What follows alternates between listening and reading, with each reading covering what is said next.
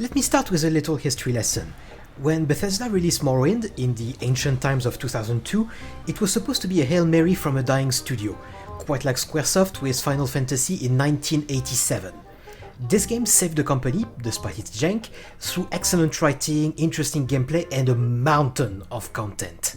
It became one of the legendary classics almost overnight, alongside Baldur's Gate 2, Deus Ex, and very few others. And the following DLCs, especially Blood Moon, just cemented this reputation for excellence. Sadly, this is also a standard that Bethesda never really managed to live up to. So, first original IP from Bethesda in almost 20 years. Least we can say is that Todd's company has had its ups and downs since the success of Morrowind, and in the past 10 years, the actual production from Bethesda has had remarkably little to do for the company's profit margin. And for those that are already angrily typing Skyrim, it came out in 2011, and I do not consider an anniversary version is warranted for a game that's not even 20 years old. Anyway, in case somebody wonders, and because I know it's going to come up, I'm playing on PC, config in the description, and I could not care less about the console wars, Game Pass or PS5 release being days after Microsoft. The only thing I want from Sony is to stop being retards and release Bloodborne on PC. Onto the review proper. So let's start where all RPG should start. Character creation. In this game, after about 10 minutes of intro, give or take, you access a character creator, and credit where credit is due, this is probably the most complete Bethesda ever made, at least in terms of purely physical attributes. If you want to play an anorexic or morbidly obese spaceman, you can. Just never pay attention to the fact you're frequently above 1G or ask your niece how they feel about it. It's also in the character creator, like you probably know, that we're gonna start to see a little bit of a theme. Mainly that Bethesda is not aiming at making money on the quality of its product, but on past glory and ESG score. Whether you like it or not, male and female are not body types, everything else is dementia. And if they them are going to be your pronouns, then mine are Mein Führer, and you are obligated to use that. And I'm pretty sure the Nexus will also ban such mod alongside with a pronoun, but why the hell is every female forbidden to have any proper hips or breast size? Lover's Lab, you are our only hope. Oh, and as a note to Bethesda, considering the pronouns actually don't work in the game and you're not going to include every fucking one of them, you're never gonna make any of the pronoun crazies happy, so you can stop trying. Back to gameplay. So, obviously, this is an RPG, and in Bethesda world, it means progression is done in one of two ways. You either improve your skill 10 times to gain a level, that's the Elder Scrolls way, or you gain experience until you gain a level and get extra attributes and perk points to improve your character, otherwise known as the Fallout way. When it comes to Starfield, we have a slightly new system, meaning that we gather XP for every single quest completion, picking lock, persuading character, killing enemies. Pretty much every player action and quest milestone is going to give you some XP. However, that's one of the trappings of the game. There are no character attributes whatsoever, only perks, and besides the one selected by your background in the character creator, you will get 1 point per level to either improve your existing skill or acquire a new one. Every skill is part of one of 5 trees, and every single tree is divided in 5 levels. In order to access one of the next level, you need to spend a certain amount of skill point in the previous one, and you do not need to acquire every single skill in the previous tiers, because each skill has 4 levels. However, because Bethesda probably realized how lacking in content the game was, more on that later, every single skill that you're trying to improve or acquire is locked behind a mobile game style challenge. You have already worked to get the XP in order to get a skill point, so why in the name of all that is fucked would there be a fucking freemium feature in a AAA game? Has Todd learned anything from all of his competitors being roasted about that? Now, it's not always very difficult to complete the challenge. It can be as simple as killing a certain number of enemies, so you can just murder hobo your way through the galaxy and it will be relatively easily to kill up to 100 enemies. However, when you are talking about some skills like persuasion, for example, that, like the name implies, requires you to talk to people and have the specific interaction to persuade a character, well, if you take this skill too late, you're going to be locked out because the game, like I said, is very lacking in content. Speaking of being a murder hobo, let's talk about the combat. It sucks. It's the absolute worst that Bethesda has ever made. And no, this is not a weird system like in Morrowind where it was attached to your skills. It's just a distillate of all of the worst elements of Fallout 4 combat. The melee has no impact or weight to it, and for some reason every single time an enemy or yourself is hit, you're going to freeze for about a second or two. And there are also very few weapons. I believe I counted 5 melee weapons in total during my run. The guns have no recoil to speak of, whether they are a pistol, SMG, AR, or the equivalent in the game of a 50 BMG. Because Bethesda is insanely lazy, instead of giving you select fire weapons with just a key to switch between fully and semi-automatic, your guns are either full auto, burst, or semi, which is a big problem because despite firing the same goddamn round with the same barrel length, the damage done by your gun is going to drop like a freaking rock, which is extremely detrimental because the enemies have an enormous amount of HP. Think the Oblivion high-level mud crab encounter, but worse, because it happens immediately at the start of the game. So if you are trying to use a fully automatic weapon, you're going to run out of ammunition extraordinarily fast. Which also brings me to a very disappointing element or lack of in the game. Obviously you are fighting wearing spacesuits because you are either in hard vacuum or extremely inhospitable environments. So you would think there would be some kind of armor or suit integrity mechanic, but nope.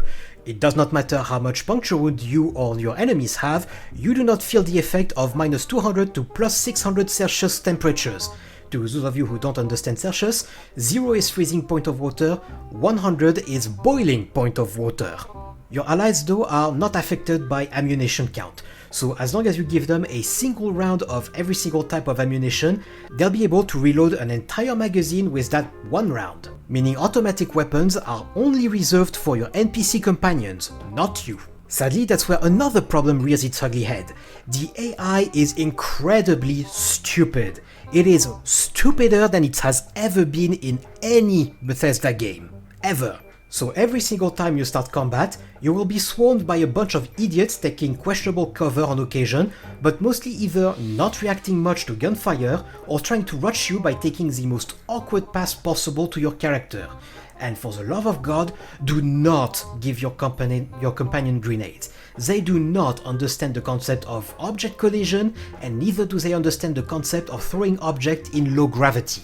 Space combat is a little bit better, but probably because it is the most arcadey of arcade space fighting I have ever seen. The second most boring part of the game, to be completely honest. You have some extremely basic power management, and you use either laser to bring down the shield, or autocannons or ballistic weapons in order to bring down the whole of the ship. And if you want to target subsystem like you saw in the trailer, well, this is locked behind a skill once again, and it is extremely awkward to use. Instead of doing a carbon copy of free space, no. You have to get close to the ship that you're targeting, press on R, and then maybe possibly you'll be hitting the system that you are targeting, because the game does a very, very bad job of actually telling you if the system is in line of sight or if it's on the other side of the ship. Speaking of ships, Todd tried to make a big thing about the ship building as well, but it's not really great and still super jank. I started by trying to modify the base ship to make it more suited to, well, exploration, the stuff it should have been good for, with workshop and more cargo space, which made me realize the game gives you absolutely no information on how the ships are actually balanced. For example, the more weight you have, the more landing gears you need. Fairly logical, right? Except the game does not actually tell you what the limits are until you cross them, how much you need to remove, or what the modules you add actually do. For example, after I finally got access to the biggest ship class, which are A, B or C, I started making an insanely expensive ship that would be able to do everything I wanted. Able to go anywhere, murder most things, and be able to carry a shitload of cargo. It turned into a big pancake with 3 decks, well, 2.5 really, and about 80 meters long.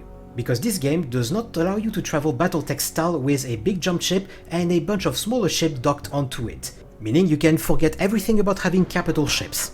But anyway, inside of the shipbuilder there is what is called an engineering module, which obviously I added, thinking it would be like Star Trek with some workstation in order for me to build stuff. That was a reasonable assumption for any sci-fi fan. And I was extremely confused about not finding any workstation anywhere in that module, only to realize that this module actually serves no purpose. It is only cosmetic, and if you wanted to have workstations, you needed to build the workshop specifically. And sadly, this is a recurring theme in many modules. For example, you have a brig module, which allows you to have 4 prisoners, or rather shows you space for 4 prisoners. But the problem is, even though you have bounty hunting quests inside of this game, you cannot actually have any prisoners on board. This is cosmetic only and serves no fucking purpose. Same for the control room, a really cool looking module that reminds me of the CIC from Battlestar Galactica, but serves absolutely no fucking purpose. Another issue, and that's not even just my engineer brain being triggered, is that if you start building some relatively big multi-deck ships, you have no control over where the doors or ladders are positioned, which means you can have, just like in Pancake right here, a veritable maze inside of the ship and some really stupid placement, like the captain's quarters, you know, the place that's supposed to be somewhat private, essentially being a corridor for moving to the upper deck and then to the science lab, instead of having the ladder, I don't know, coming out in the science lab instead. The other big building feature that was shown prominently in the trailers, the outpost construction. So remember how they were telling you, oh, you can absolutely build your settlement on a new planet. That was a fucking lie. There are in reality very few modules, most of them that don't even snap to each other or to a grid to make your placement easier. They are incredibly ugly while consuming a shitload of resources, that's in no small part why I gave Pancake such an enormous cargo. And unlike your ship, they come completely unfurnished, which is kind of a problem because if you fancy yourself a little bit of an interior designer or want to decorate your quote-unquote house the way you want, then you kinda want to have everything aligned properly. Which, just like in Fallout 4, is never going to happen because you rotate with the right and left mouse button, so you will never be able to have the correct angle except on stuff that goes onto wall and will actually snap to the wall. So I guarantee you when they made a trailer showing the decorated outpost, I can guarantee you it was either made with the level editor or they found a slave, also known as intern. There is also a Logistic Networks in the game, similar to the one you had in Fallout 4 mini expansions, to share resources between outposts, but once again, this is something that you have to set up manually in the same very awkward interface that you use to build the outpost. I cannot believe this is happening, but Starfield is making me miss the interface from X4. But before you can even think about building outposts, and once the game gives you your ship and finally lets you go wherever you want, you encounter what was presented as the biggest selling point of the game, the exploration. It's the absolute worst part of the game. It is, entirely. We got No Man's Sky crowned as the king of false advertisement. You hop, i.e. fast travel, from planet to planet, and you scan. You do nothing else, you scan. You get in scan mode, you try to find all of the inorganic resources, scan all of the wildlife in each biome of a planet. And you don't even have to scan the wildlife once. Oh no, you have to scan 8 members of each plant and animal species. Depending on the planet, you can have up to 8 plants and 8 animals. That means you have to scan 128 things and you're not even sure to find them easily.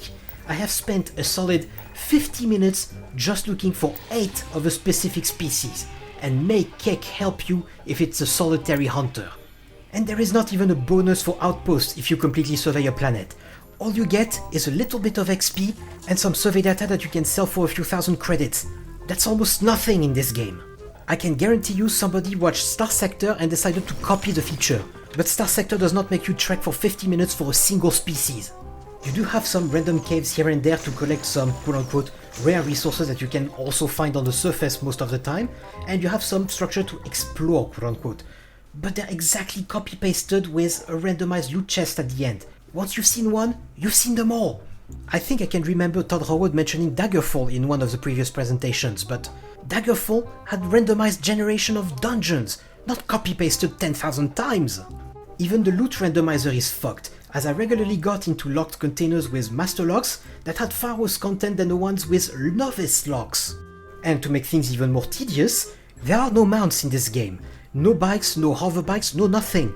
So considering that the dungeons, or let's call them dungeons for the sake of argument, which are separated by hundreds of meters and sometimes as much as 1.2 kilometers, I think was a record, you need to walk for a solid 8 to 10 minutes to get there. In a game where you have a fucking VTOL spaceship.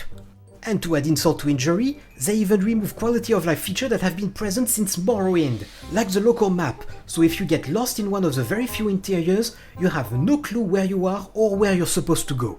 Seriously, Star Citizen does everything better than Starfield. Regarding the technical aspect, let's be completely clear, when Todd and people with early keys were saying that it was the least buggy game Bethesda has ever outputted, that was a fucking lie again, what a surprise. Skyrim, no, freaking Morrowind, for all its jank, was less buggy than this. I have encountered more bugs and broken quests in Starfield than I think in any other game, and it is the very first time, ever, that I've had to use a console command in the base game without mods, no nothing, to fix the game and quest triggers. Most often because of a stuck character, or because one of the invulnerable characters had somehow managed to die. Todd has also recently said that the game had been optimized for PC. Now that should get Bethesda sued for false advertising. I have an extremely decent PC, and while the game was buttery smooth with over 100 FPS-ish in small environments, like the lodge or the starting ship, the second you get in combat with 6 ships or more, or if you build something the size of pancake, your performance takes a massive dive. In some battles, it went down to sub 30 FPS. And because I prefer FPS over resolution, I'm not playing in 4K, it's only 2K that I'm using. I can almost guarantee a big reason for this is the engine that is still the goddamn Creation engine, which is a barely rubber-banded and renamed version of the Gamebryo engine they used in freaking Morrowind.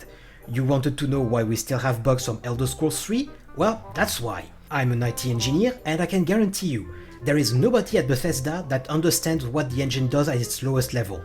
That's why their game gets progressively more buggy, janky and unoptimized as time passes, because the engine cannot be optimized for modern systems. That's also why planets are not fully rendered, which is not actually a problem because like I said, they're completely empty. And instead the game generates up to 4 chunks per planet. What Bethesda should have done is change the engine completely a decade ago. On the audio front, there has definitely been an effort made on the voice acting. Credit where credit is due, and Bethesda is doing the thing again of putting known actors in a game. In this case, Quark has finally mastered the rules of acquisition and helps the big ship manufacturing company. Also, leave modern Star Trek in the trash where it belongs and go watch DS9. They also got Adam Jensen in the game, even though they fed him absolute garbage line. I love the guy's voice, but there is only so much he can do, and sadly, like many science fiction actors, he's been typecasted hard. The music on the other end is extremely subpar.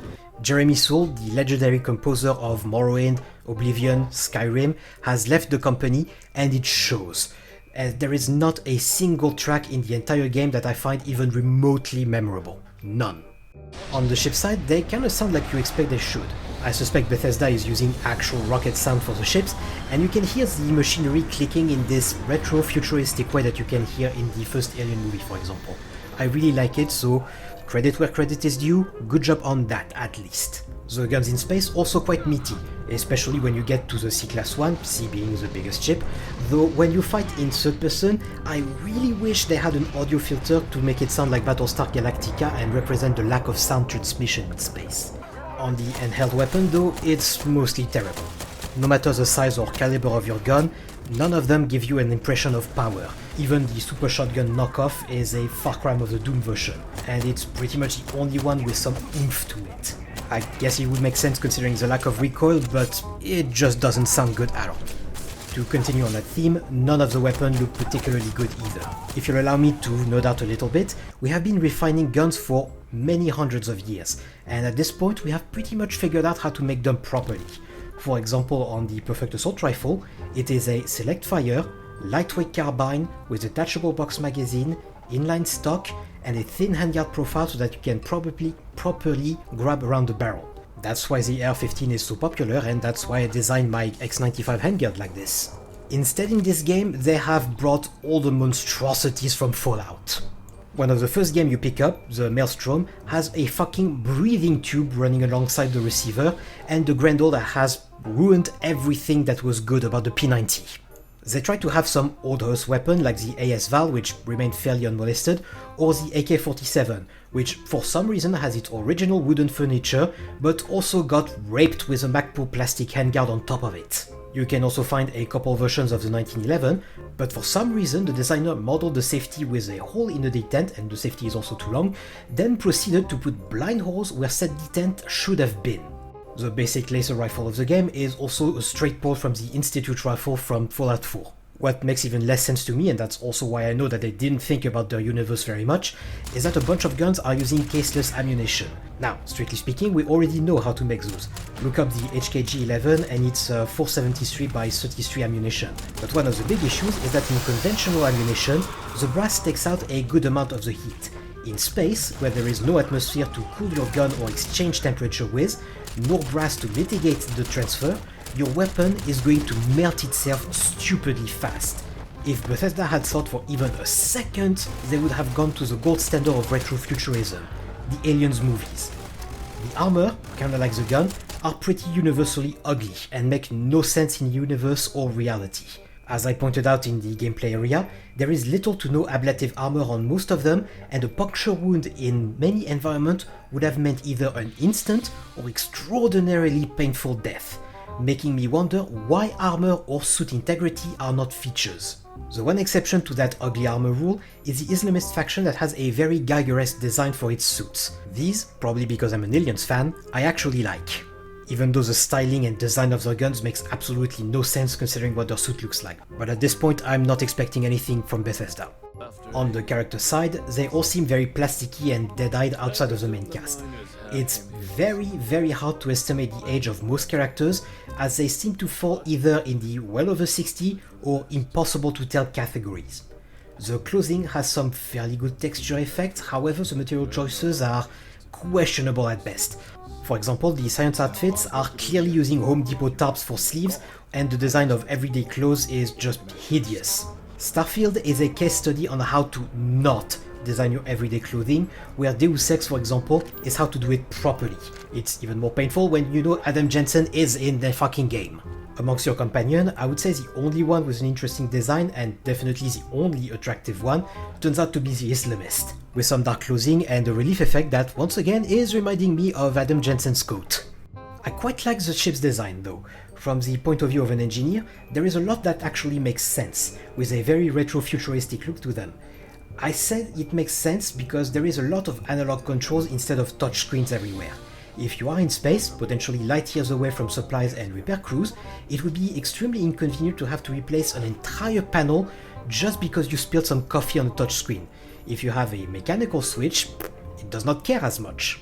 You also have different ship manufacturers, and they look fairly distinctive from each other, even though the Stroud Eklund is a little bit too close to Deimos for my taste.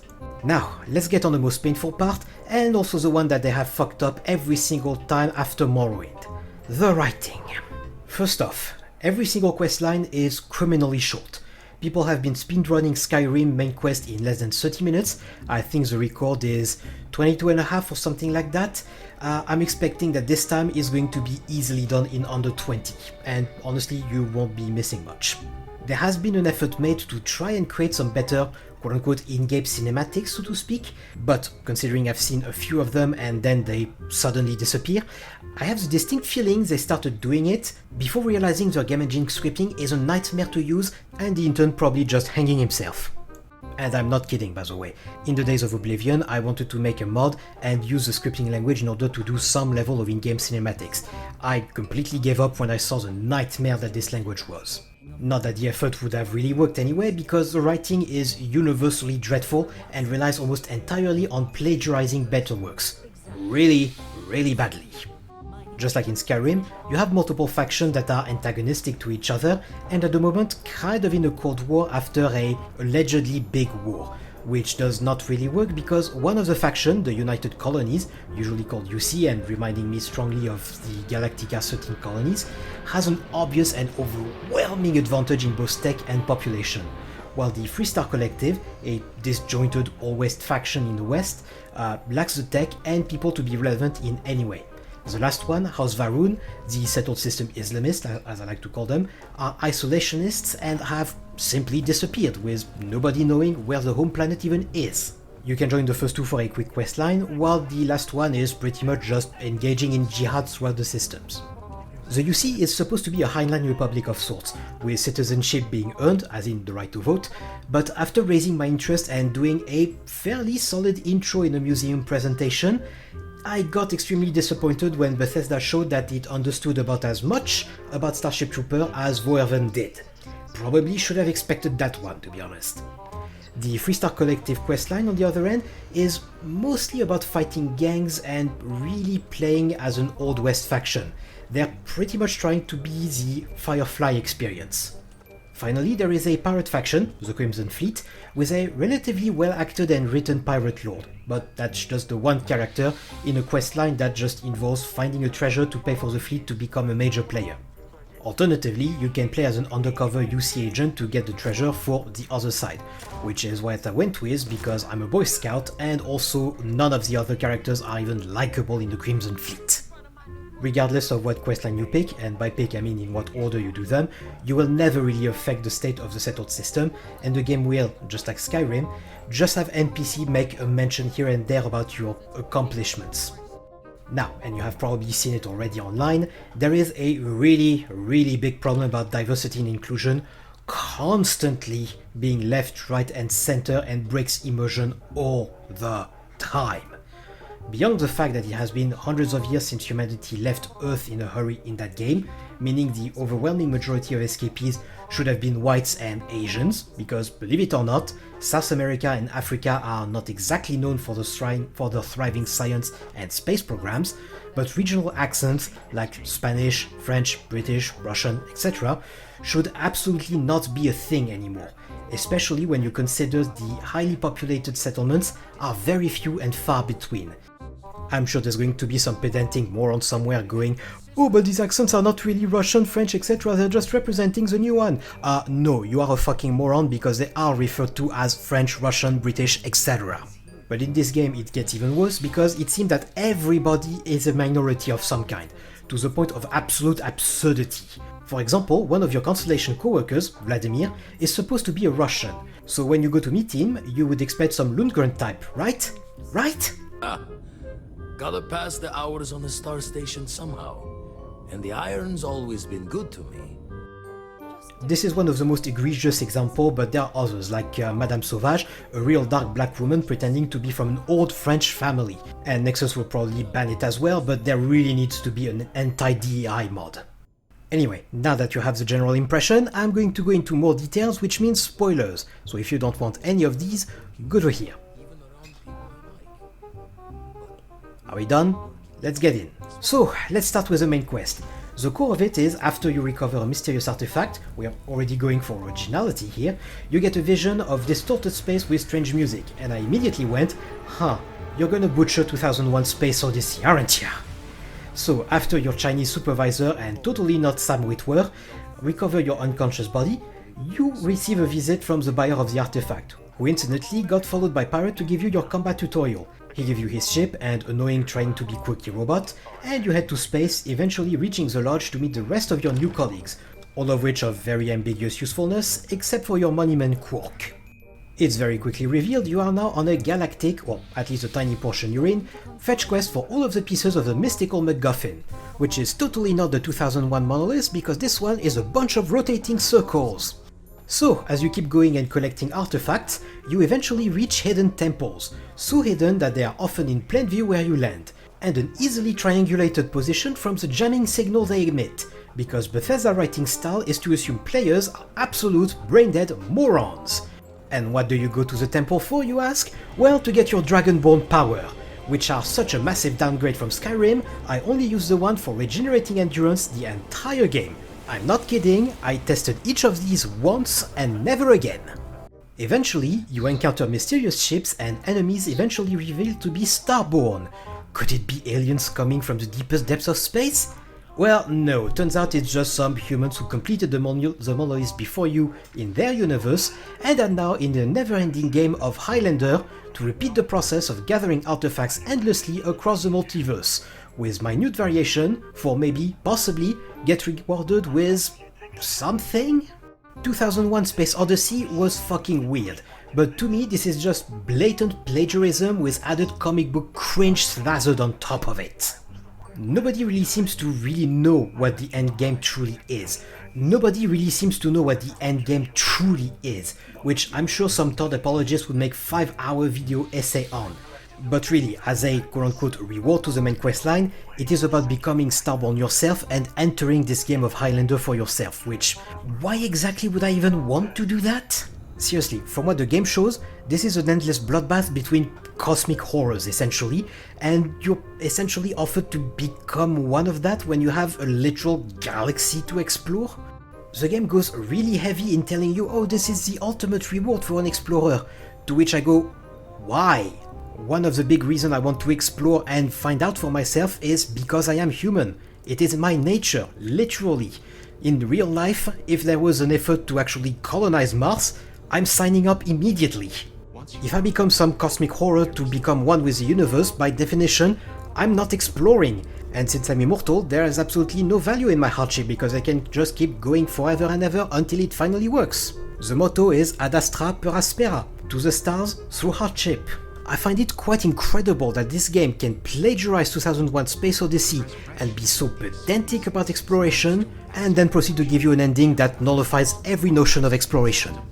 In all reality, the justification for this ridiculous ending is to turn you into a cosmic monstrosity for New Game Plus and giving you a garbage ship with completely uninspired interior design. For the other quest, like I said before, we have a infiltration of a pirate group, or becoming a pirate, revolving around a treasure hunt taking you across a handful of systems and culminating with the exploration of a derelict, which was disabled by EM Field for over 100 years, but with security bots completely unaffected, followed by the siege on the pirate space station, first in space with some allies and against giant laser batteries, the biggest dip in performance that I got the entire game, and then finally on the space station itself, where you have the option of convincing the Pirate King to come quietly, which makes no sense for his character. Like I said before, it's not very interesting, and the Pirate King steals the show for most of this questline, making me really wish that there was a better written, more compelling story. For the UC questline, it's mostly about the threat of a species called Terrormorph, because Xenomorph was taken, I presume, and the game tries really hard to present them as some kind of big threat like XX-21 species. But it really is not that intimidating. They do very little damage in melee, very little at range, they're just big, loud bullet sponges that don't even have the good taste of building hives or nabbing colonists to incubate youngs in. Eventually, you discover that the attacks using these terrormorphs were orchestrated by a megalomaniac who was supposed to have been executed for his war crime in the previous war, as you work with his female clone he calls Daughter. Because Todd Howard does not understand shit about biology. Anyway, turns out the terrormorphs are really the adult form of the heat-leeches pest you have been finding everywhere, and you have two ways of solving the problem. One, using a natural predator, a solution relatively slow but actually safe, or two, genetically engineer a lethal microbe that might wipe them out, but might also pass on to other animal species, including humans. Now, because I'm not an idiot, and as an engineer I understand extremely well the concept of safety and risk, and you know, lawsuits, I went for the natural predator solution, the objectively correct solution. You get a reward either way, but, and I'm sure this is not ironic considering forced diversity insertion, because Bethesda writers are such insufferable twats. Sarah, one of the companion NPCs, after I explained the reasoning to her, says she wish I had went for the microbe because it was, and I'm not fucking kidding, safe and effective, and wished I just trusted the science. Well, I'm disappointed that you didn't trust the science. That is the last questline I completed before I closed the game, and after almost 100 hours of really tedious busy work, it's extremely unlikely I will boot it up again.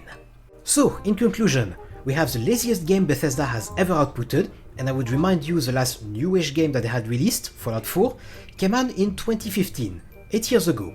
We have a game with far less content across the board, with all features severely downgraded or removed, with the worst writing of any game they have ever outputted, with loads of bugs, including quest-breaking ones that require the use of console commands, that is the first time in a Bethesda game, completely forgettable music, and somehow still has the absolute audacity to try and lecture the audience. There is no amount of mods that can excuse this level of trash or fix that lack of basic content. Do not buy this game. It is pure, unadulterated trash. If you want a good sci-fi experience, get Star Sector and install mods. That's what I'm gonna do to wash the taste of that garbage out. Salut, bonsoir.